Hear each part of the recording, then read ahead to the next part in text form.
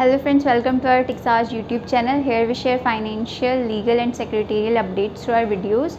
So आज के इस वीडियो में हम बात करने वाले हैं स्टार्टअप इंडिया रजिस्ट्रेशन के बारे में। तो पहले हम बात करते हैं स्टार्टअप क्या होता है। स्टार्टअप होता है कोई भी न्यूली इनकॉर्पोरेटेड बिजनेस यूनिट जो अभी स्टार्ट किया आपने। ये यूजुअली क्योंकि अभी इनकॉर्पोरेट हुई है तो वो साइज़ में स्मॉल होगी और उसके पास कोई फंडिंग अवेलेबल नहीं होगी।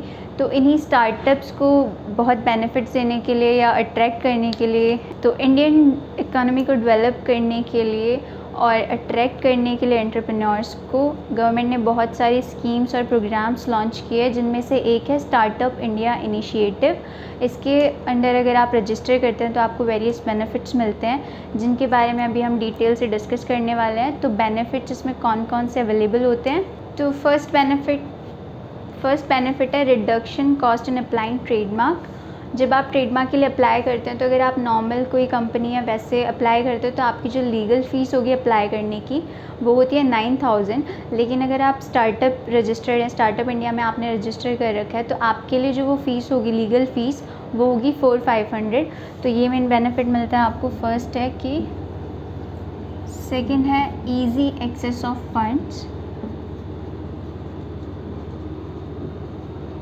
ये इसलिए है क्योंकि गवर्नमेंट ने स्टार्टअप इंडिया इनिशिएटिव के लिए ही 10,000 करोड़ का एक सम है जो सेटअप कर रखा है, जो स्टार्टअप्स को प्रोवाइड करने के लिए वेंचर कैपिटल के तौर पे,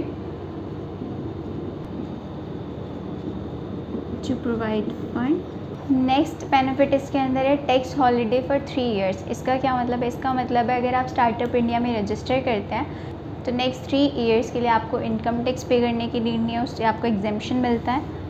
नेक्स्ट इसका बेनिफिट है can apply for government tenders. तो कई सारे गवर्नमेंट टेंडर्स में एक कंडीशन या बहुत सारी कंडीशंस होती है, उसमें से ये भी होता है कि प्रायर एक्सपीरियंस या फिर इतनी टर्नओवर आपकी होनी चाहिए। जब आप ये कंडीशन फुलफ़िल करेंगे तभी आप टेंडर के लिए अप्लाई कर पाएंगे। लेकिन फॉर स्टार्टअप्स जो कि स्टार्टअप इंडिया में रजिस्टर्ड है उनके लिए इसकी छूट है, तो वो वहाँ पे अप्लाई कर सकते हैं। थर्ड है tax benefit to the investors. इसमें क्या होता है, अगर इन्वेस्टर जो है कोई भी पर्सन है जिसका कैपिटल गेन हुआ है, उसका कैपिटल गेन अगर वो इन्वेस्ट करता है किसी भी एलिजिबल स्टार्टअप को फंडिंग प्रोवाइड करने के लिए, तो वो कैपिटल गेन में एग्जेम्पशन क्लेम कर सकता है और कैपिटल गेन पे उसको टैक्स पे करने की नीड नहीं होगी।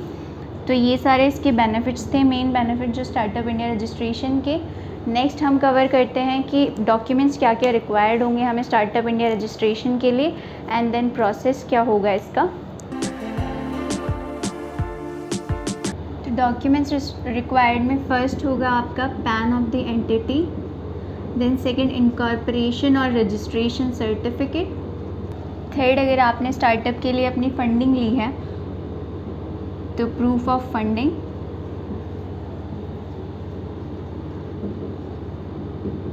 If any, then pitch deck. Pitch deck basically आपका डॉक्यूमेंट होता है जिसमें आप अपना बिजनेस आइडिया, अपने प्रोडक्ट के बारे में बताते हैं, एक्सप्लेन करते हैं। देन आप उसमें अपनी मार्केटिंग स्ट्रेटजीज़ बताते हैं, मार्केट का साइज़ बताते हैं, ये सारी चीज़ें आप उसमें बताते हैं। फिर आपका होगा इसमें ऑथराइजेशन लेटर। अगर आपका LLP है, स्टार्टअप जो LLP है, कंपनी या पार्टनरशिप फर्म है, तो उसमें जिस भी पार्टनर या डायरेक्टर को आपने ऑथराइज सिग्नेटरी अपॉइंट किया है उसका लेटर। लास्ट में डिटेल्स ऑफ पेटेंट्स और ट्रेडमार्क अगर आपने ले रखे हैं।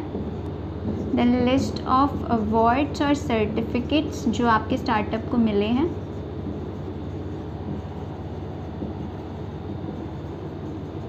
If any. तो ये सारे डॉक्यूमेंट्स हैं जो हमें स्टार्टअप इंडिया रजिस्ट्रेशन करने के लिए रिक्वायर्ड होंगे। नेक्स्ट अब इसमें हम करते हैं कवर प्रोसेस क्या है स्टार्टअप इंडिया रजिस्ट्रेशन का।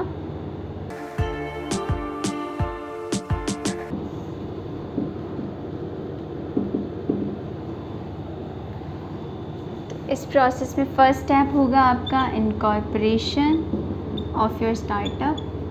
अगर पार्टनरशिप फर्म है तो विद रजिस्ट्रार ऑफ फर्म्स, अगर कंपनी या LLP है तो विद रजिस्ट्रार ऑफ कंपनीज आपको इनकॉर्पोरेट करना है पहले। उसके बाद आपको स्टार्टअप इंडिया वेबसाइट पे उसको रजिस्टर करना है। इसके लिए आप स्टार्टअप इंडिया की ऑफिशियल वेबसाइट पे जाएंगे, वहाँ पे रजिस्टर का बटन है, वहाँ पे क्लिक करेंगे। उसके बाद आपको डिटेल्स फिल करनी है, mobile number, email ID, name, address, ये सब डिटेल्स फिल करने के बाद आपके पास OTP जाएगा। वो वेरीफाई करने के बाद आपका स्टार्टअप इंडिया प्रोफाइल जो है वो अकाउंट क्रिएट हो जाएगा। इसके बाद आप नेक्स्ट स्टेप है गेट DPIIT रजिस्ट्रेशन। इसके लिए आप यहाँ पे लॉगिन करोगे अपने अकाउंट में।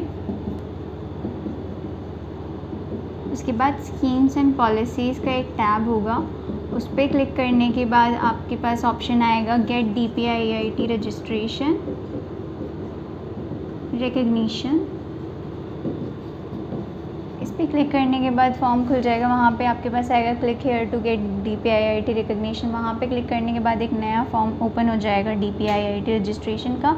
वहाँ पे आपको डिटेल्स फिल इन करनी है, डॉक्यूमेंट्स अपलोड करने हैं and then click on submit. इतना होने के बाद आपकी एप्लीकेशन जो है वो सबमिट हो जाएगी। इसमें अब 2 दिन के बाद आपने जो भी डिटेल्स फिल इन करी ऑनलाइन, वो एग्जामिन होने के बाद, वो वेरीफाई होने के बाद आपका ये एप्लीकेशन सबमिट होने के बाद यहाँ पे 2 दिन के अंदर आपका जो ये डिटेल्स है जो आपने फिल इन करी है वेरीफाई हो जाएंगी। उसके बाद आपको रिकग्निशन नंबर जो है स्टार्टअप का वो आपको इशू हो जाएगा। देन आपका स्टार्टअप इंडिया रजिस्ट्रेशन जो है वो कंप्लीट हो गया।